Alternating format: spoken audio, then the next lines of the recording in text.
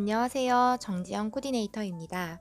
상생마을 마을관리 협동조합 교육을 재개하자마자 코로나 사회적 거리두기 4단계 시행으로 다시 교육을 수년하게 되었습니다.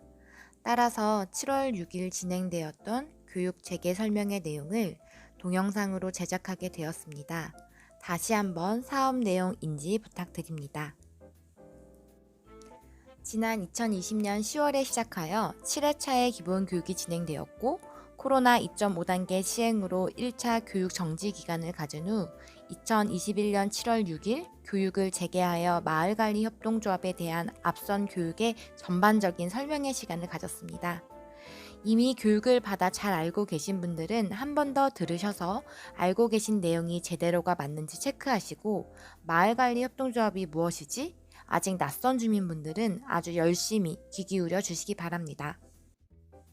마을관리협동조합은 주민들이 그냥 세우고 싶으면 세우는 그런 기업이 아닙니다. 마을관리협동조합은 육성 절차에 따라 인증 절차에 따라 인증을 받아야지만이 마을관리협동조합이라는 이름을 사용할 수 있고 활동할 수 있게 됩니다. 그렇게 된 후에 지자체로부터 지원을 받을 수 있는 자격을 획득하게 됩니다. 먼저 목차를 보시면 첫째, 마을관리협동조합이 무엇인지 알아보고 그 필요성에 대해서 설명하겠습니다. 두 번째로는 마을관리협동조합의 조직 운영, 세 번째, 어떤 사업을 진행할 수 있는지에 대해 살펴보며 마지막으로 상생마을 마을관리협동조합의 지원 프로세스에 대해 소개하겠습니다. 마을관리협동조합을 이해하기 위해서는 도시재생 사업이 무엇인지 알아야 합니다. 도시재생 사업을 간단하게 이야기하고 넘어가자면 도시에서는 골고루 발전하지 않는 부분이 생깁니다. 지금 현재로서는 발전이 더딘 곳 또는 오래된 곳, 인구가 줄어들고 있는 곳, 사람들이 살고 있는 건물 자체가 많이 노후화되어 있는 곳, 경제적인 활력도가 떨어지는 곳이 도시재생 뉴딜 지역으로 선정될 확률이 높은데요. 저희 상생마을은 2017년 국토부에서 지정한 도시재생 뉴딜 사업 지역입니다. 도시재생 사업 지역이 되면 10년, 20년 평생 가는 것이 아니고 대부분은 4년, 5년 이런 식으로 기간을 정해놓고 도시재생 사업을 진행하게 됩니다. 저희 상생마을도 1년 사업 기간이 연장되어 22년 12월 사업을 마치게 됩니다. 도시재생 사업 기간 동안 국비와 지방비가 투입되고 나서 도시재생 지역이 아주 번듯한 곳으로 바뀐다던가 아니면 원했던 목표를 따박따박 다 달성할 수 있을까요? 실제로 달성하기 어렵습니다. 따라서 상생마을 도시재생 사업 기간이 끝나더라도 실제로 그곳에 살고 있는 주민들은 도시재생 사업을 이어서 이 공간을 더 나은 공간으로 만들 궁리를 해주셔야 합니다. 그래서 마을관리협동조합이 필요합니다. 본론으로 돌아가서 마을관리협동조합의 정의에 대해서 알아보겠습니다. 1. 도시재생 사업을 통해 공급된 기초생활 인프라를 유지 관리. 2. 지역에 필요한 재화와 서비스를 공급. 3. 주민이 중심이 되는. 4. 사회적 협동조합. 기초생활 인프라가 무엇일까요? 상생마을에는 커뮤니티 센터 조성 및 공방 신축, 도로 개선 사업, 집수리 사업 등 다양한 지역 환경 개선 사업이 진행되고 있는데요. 그 중에서도 도시재생 사업의 결과물로 나온 공간, 커뮤니티 센터, 주민 다중 이용시설을 이야기합니다.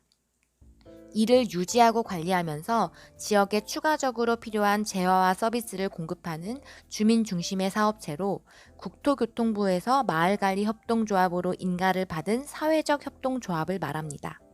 쉽게 이야기하면 우리 지역 주민들이 지역의 문제를 찾고 문제를 해결하는데 그 문제를 해결하는 주체가 사회적 협동조합이라는 기업의 형태라는 뜻입니다. 그럼 마을관리협동조합은 어떤 역할을 하기에 지역에 필요한 걸까요? 진정한 도시재생 사업은 2022년 마중물 사업이 끝난 후에 주민 스스로 진행할 때 시작된다고 할 수 있습니다. 마을관리협동조합은 그 구조를 법인화해서 주민들이 스스로 필요와 욕구를 찾아내고 해결책을 찾고 해결해 나갈 수 있는 탄탄한 구조를 만드는 역할을 합니다. 크게 세 가지를 이야기할 수 있는데 첫 번째, 지역을 통합 관리하는 역할을 수행합니다. 즉, 지역 문제를 발굴하고 그 과정에서 일어나는 갈등을 조정하며 문제를 해결해 나가며 더 살기 좋은 지역을 위한 전반적인 역할을 수행한다고 볼 수 있습니다. 두 번째로 공공영역 공동관리 역할이 있습니다. 도시재생 사업을 통해 조성된 시설을 운영하고 관리하고 다양한 프로그램을 진행하는 등 용도를 부여해서 활성화시키는 역할을 수행하여야 합니다. 이는 마을관리협동조합이라고 해서 반드시 수행할 수 있는 자격이 되는 것은 아닙니다. 조직이 충분한 역량을 갖추었다고 평가되었을 때 지자체로부터 관리 및 운영에 대한 위수탁을 제안 또는 공모를 통해 받을 수 있음을 말합니다. 또 이 과정에서 인프라와 재화를 활용하여 지역 문제 해결을 위한 사업을 수행하고 주민 생활을 좀 더 편리하게 하고 주민들의 지역 내 일자리를 만드는 역할을 수행하여야 합니다. 세 번째로 주민 공론장의 역할이 있습니다. 지역의 필요와 욕구는 지속적으로 변화하고 업데이트되기 때문에 이를 위한 다양한 주민들이 모여서 민주적으로 토론하고 논의할 수 있는 공론장이 필요합니다. 마을관리협동조합은 바로 이 역할을 해주셔야 합니다. 이 과정에서 주민의 필요를 해결하기 위해 민간 전문단체나 행정, 지역 전문가들과 함께 협력하여 문제 해결 방안을 다방면으로 논의하는 역할도 하여야 합니다. 즉, 마을관리협동조합이라는 법인 체계 안에서 주민들이 진짜 도시재생 사업을 실행하기 위해 지역의 문제를 찾아내고 논의하고 해결 방안을 찾아 주민들이 원하는 시설 관리, 주민들이 원하는 사업을 진행하여 주민의 힘으로 살기 좋은 지역을 만드는 것을 위해 필요한 것입니다.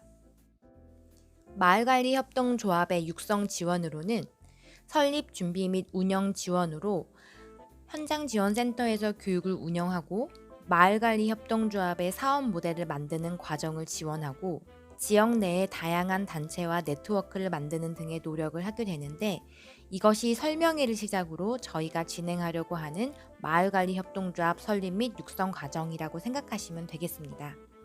다음으로는 공공지원 단계가 있습니다. 이는 설립되는 협동조합의 주민들 힘만으로는 어려울 수 있는 조합 사무국의 설치, 갈등관리위원회의 구성, 운영 지원을 위한 운영기관과의 연계를 통한 업무 협약과 국토부 인증 후 초기 사업비로 2년간 5천만 원을 지원하는 등의 비용 지원이 있습니다. 초기 사업비 지원을 얼핏 보았을 때 굉장히 큰 돈처럼 보이지만 용도를 살펴보면 사무국 인건비, 홍보비, 사업개발비 등으로 사용하는 자금으로 1년에 2,500, 직원 1명 인건비 주기에도 빠듯한 금액이겠죠? 또한 자금을 운영 전문 기관에 맡기도록 되어 있는데 저희 상생마을은 성남동에 있는 신협과 협약 예정에 있습니다. 다음으로는 마을관리협동조합의 조직 특성에 대해 살펴보겠습니다. 마을관리협동조합은 기본적으로 지역에 기반을 두고 지역 문제를 해결한다는 지역성, 그리고 대중성 또는 개방성이라고 표현해도 좋습니다. 의사결정과 추진 과정에서 민주성을 갖추었다는 것이 정관 및 구성 과정에서 충분히 반영되어야 합니다. 이 중 대중성이라는 것은 설립 과정과 내용이 공공성을 갖추고 있어야 함을 의미하며 대표성은 이 조합이 이 지역을 대표할 수 있을 만큼 주민들에게 투명하고 공개적으로 모집되고 구성되고 설립되고 운영된다는 것을 말합니다. 이것은 마을관리협동조합이라는 주체가 추후에 충분한 역량을 갖추었을 때 공간과 공공 서비스의 위수탁 주체가 될 수 있기 때문에 반드시 갖추어야 하는 조건입니다. 마을관리협동조합은 시작점, 즉 구성에서부터 모든 주민들에게 개방성을 가지고 조직이 구성되어야 하며 그 진행 과정 전체가 민주적으로 운영되어야 합니다. 또한 결과적으로 진행된 사업은 지역 전체를 위한 사업으로 공공성을 충분히 가져야 합니다. 이것이 마을관리협동조합이라는 조직이 대표성을 가지기 위한 전제 조건이라고 할 수 있고 이 때문에 다른 주체가 아니라 공공과 센터가 이 조합을 모으고 육성하는 과정을 진행하는 것입니다. 마을관리협동조합의 조직 운영은 크게 세 가지 과정으로 살펴볼 수 있는데요. 우선 설립 전에는 거주자뿐 아니라 건물주, 세입자, 상인과 생활권자, 그리고 최대한 많은 연령대와 계층의 다양한 주민을 발굴하여 개방성을 확보하여야 합니다. 따라서 센터에서 진행하는 모든 교육과정은 현수막 및 전단지, 홈페이지를 통해 개방적으로 운영되고 있으며 그 안에서 주체적인 주민분들을 발굴합니다. 설립 과정에서는 이들이 모여 진짜 사업화가 가능한 비즈니스 모델을 직접 수립하고 이것을 토대로 하여 법인 설립을 위한 정관을 만들고 사업 계획서를 작성합니다. 이때 각 사업들을 담당할 역할 분담을 진행하고 실행 주체들이 선정됩니다. 실행 주체들은 역량을 갖추고 있거나 혹은 역량 강화를 위한 충분한 노력을 진행해야 하겠죠. 이런 부분에서 센터는 도시재생대학 외에 다양한 단위 사업을 통해서 각 주체들의 역량을 강화하는 것을 지원하게 됩니다. 앞으로 상생마을 도시재생현장지원센터에서 진행하게 될 교육들은 마을관리협동조합과 연관이 있습니다.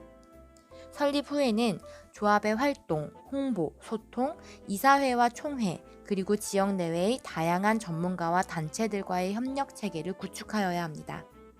마을관리협동조합의 경우에 단일 목적 사업 법인이 아니며 또한 지역관리의 공공성을 담보로 공간과 공공 서비스를 위수탁받을 수 있는 조건을 갖추게 되기 때문에 사업의 공공성이 무척 중요합니다.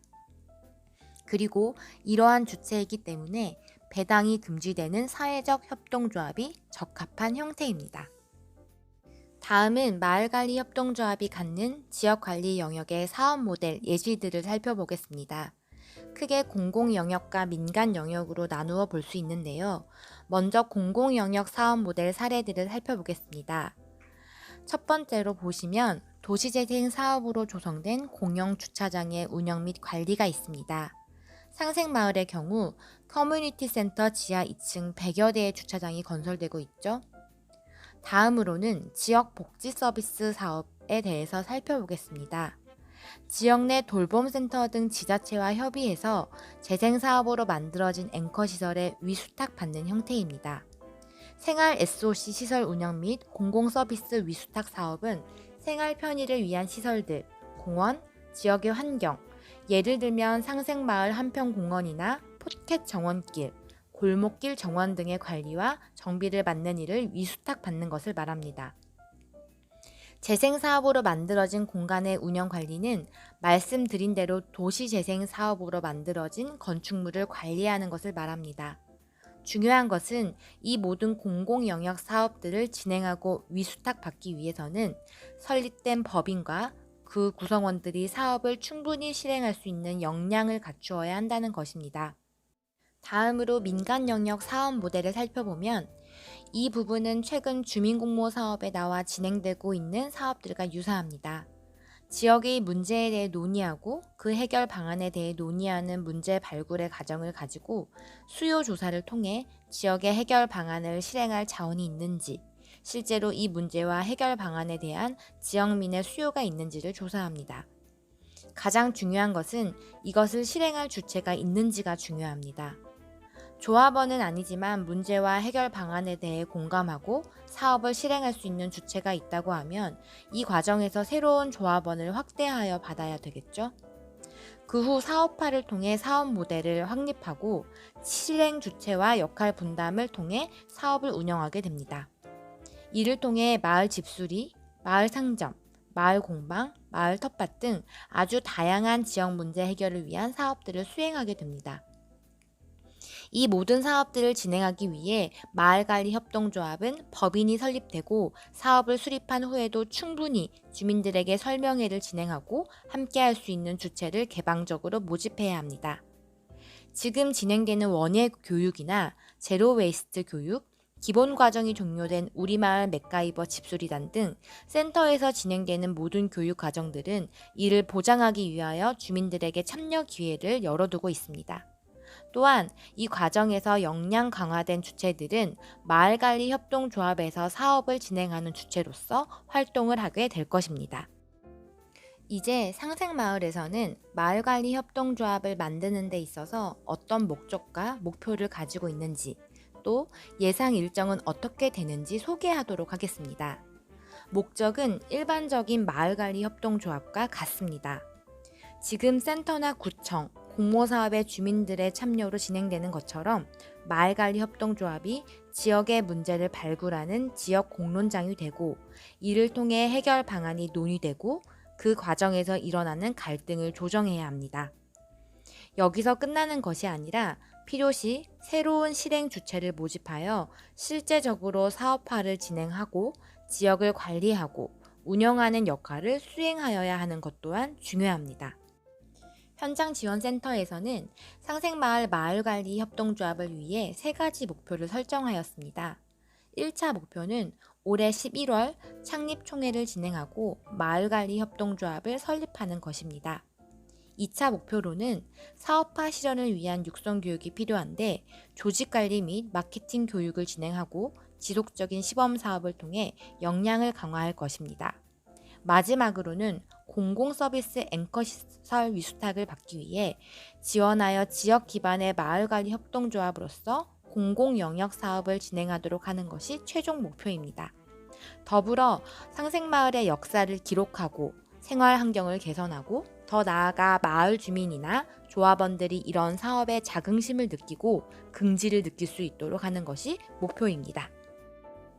다음으로 추후 진행될 상생마을 마을관리 협동조합 설립 교육 과정을 살펴보도록 하겠습니다. 먼저 지금 보시는 것과 같이 설명회를 진행하고요. 설립을 위한 예비조합원의 역할, 임원의 역할, 그리고 모여 계신 주민분들의 협동조합에 대한 생각을 공유하는 워크숍을 진행할 예정입니다. 교육을 마친 후에는 설문조사 용지를 드릴 텐데요. 예비조합원으로서, 실행 주체로서 활동할 수 있는 분들께 신청서를 받아 조합 설립이 조금 더 적극적으로 진행되도록 추진할 예정입니다. 이때 실행 주체로서 활동을 원치 않거나 시간이 어려우신 주민분들은 아예 배제하는 것이 아니라 협동조합 밴드를 통해 진행 사항을 공유토록 하겠습니다.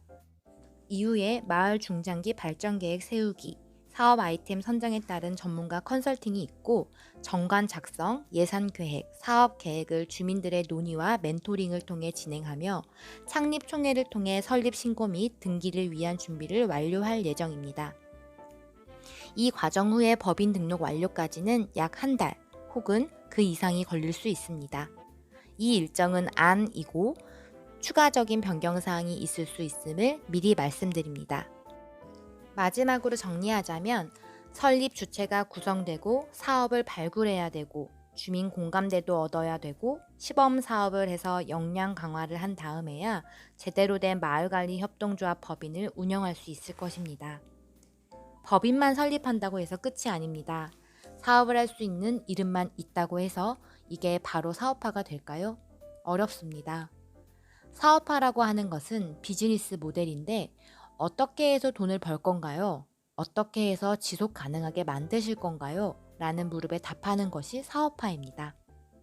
도시재생 사업으로 만들어지는 거점시설 등 기초 인프라를 활용한 운영관리에서부터 출발해서 누구나 참여 가능한 마을관리 영역의 공공사업을 통해 역량을 강화하며 마을에 필요한 사업을 계속해서 발굴해 나가셔야 합니다. 이상 설명의 영상을 마치도록 하겠습니다. 상생마을 마을관리 협동조합 설명회를 끝까지 시청해 주셔서 감사합니다. 기타 문의사항은 상생마을센터로 방문 또는 전화 주세요. 감사합니다.